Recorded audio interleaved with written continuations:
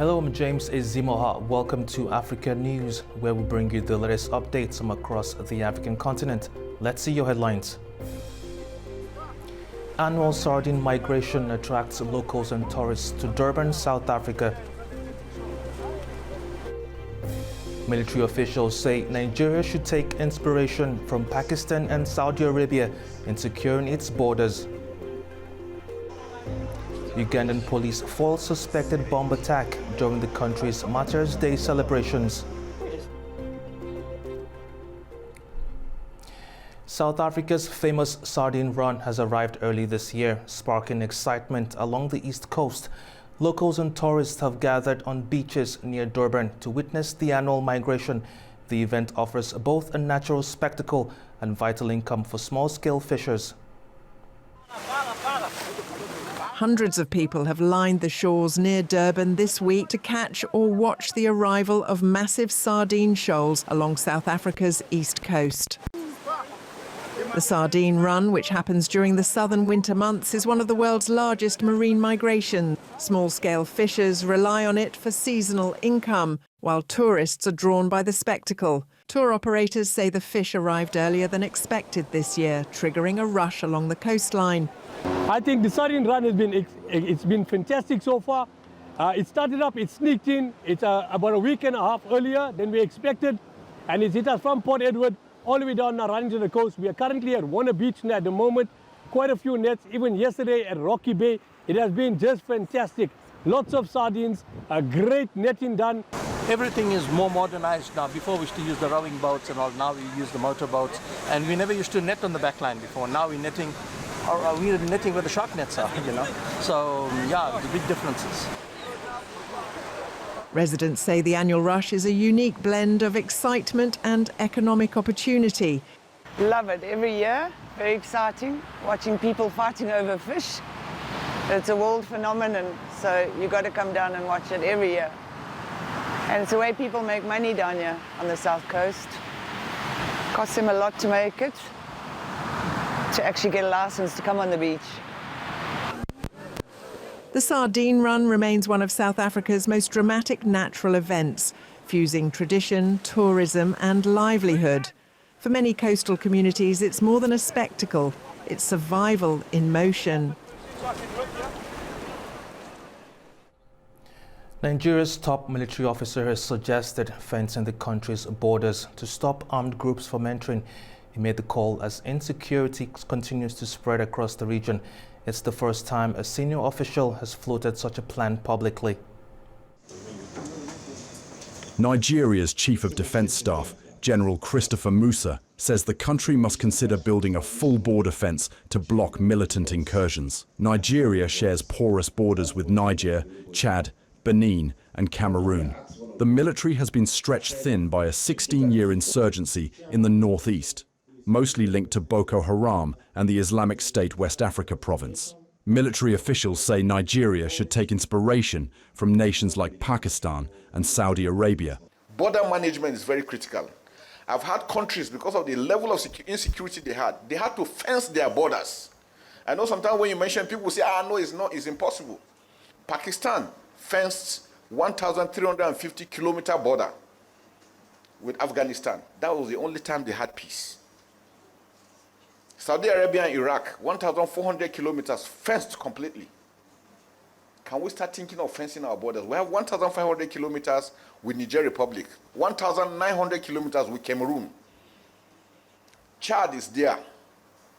All over us, surrounded by Francophone countries, and the Sahel is heating up. If we don't do anything, when the Sahel falls, it is Nigeria that everybody is interested in.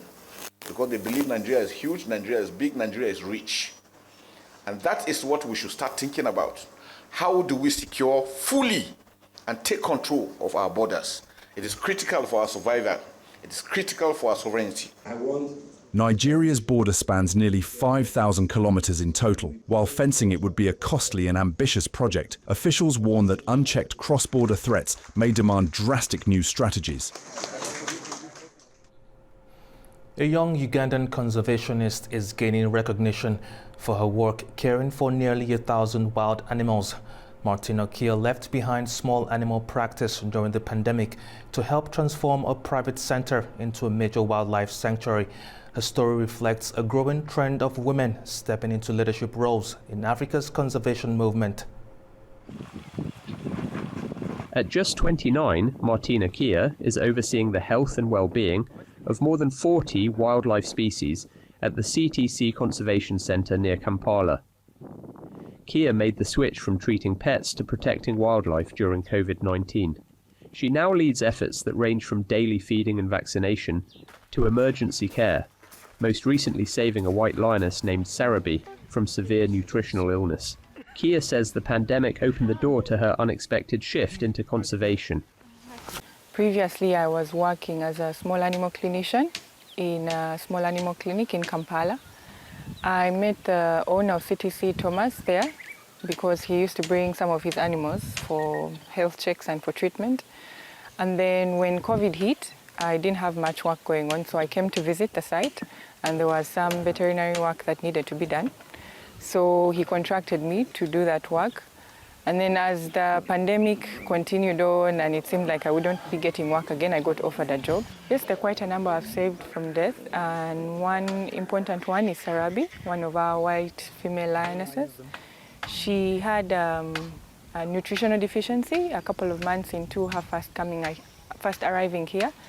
And we took long to realize that, but immediately I did. I instituted a proper health plan and she recovered. And now she is a grown woman of 5 years old with very many offspring. As Kia helps position the CTC Centre as a future hub for African wildlife conservation, her journey adds to a broader shift in East Africa, where more women are now steering the protection of the continent's endangered species. The change echoes a growing recognition of female leadership in fields once dominated by men. Ugandan police say they have foiled a suspected terror plot targeting a Catholic shrine in Kampala during Martyrs' Day celebrations. 2 alleged assailants were killed in what authorities describe as a high-risk operation involving the bomb squad and intelligence units. Ugandan security forces killed 2 suspected attackers near the Munyonyo Martyrs' Shrine in Kampala as thousands gathered on Tuesday for the annual Martyrs' Day pilgrimage.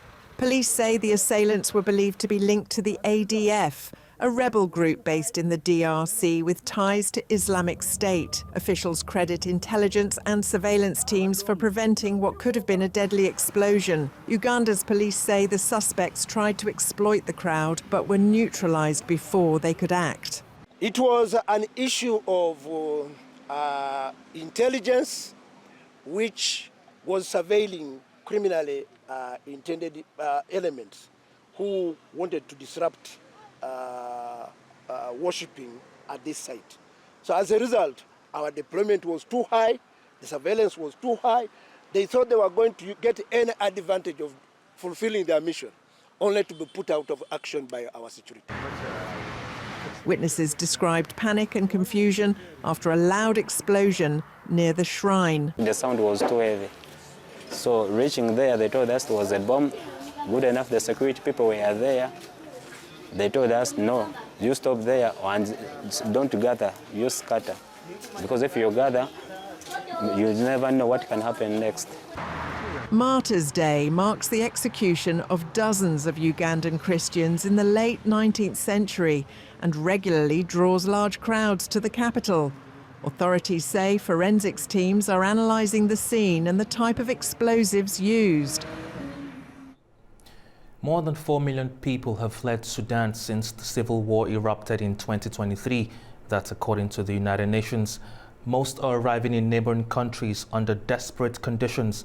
The UN warns that the scale of the crisis is fast outpacing available humanitarian support.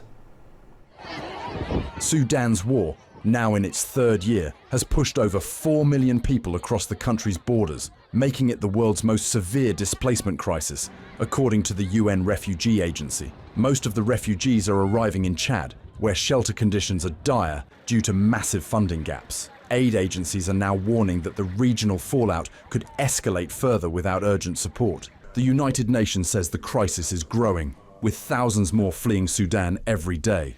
As of yesterday, 4 million people now have fled to Sudan into neighboring country since the start of the war, now in its third year. The 4 million people, a devastating milestone in what is the world's most damaging displacement crisis at the moment.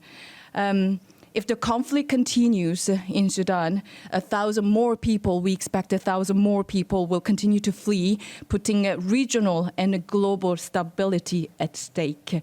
This is an unprecedented crisis that we are facing. This is a crisis of humanity. This is a crisis of safety, and this is a crisis of protection based on the violation and the violence that refugees are reporting.